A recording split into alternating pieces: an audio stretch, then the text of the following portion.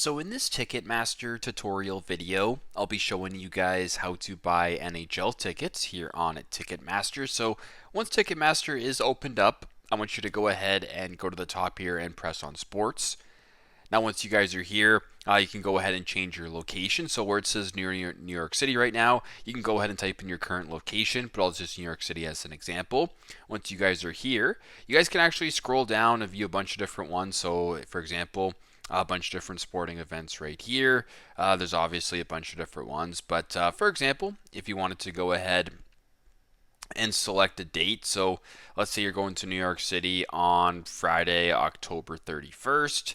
You can go ahead and kind of see what the options are right here. So because we want to go ahead and purchase hockey tickets or NHL tickets, we can actually just go ahead right here to all sports and then go to where it says hockey right here.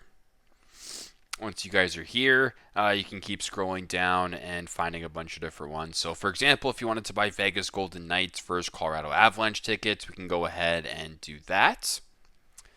You can select your ticket right here. So let's go ahead and do this one. You can go ahead and check the price as well and then press on next.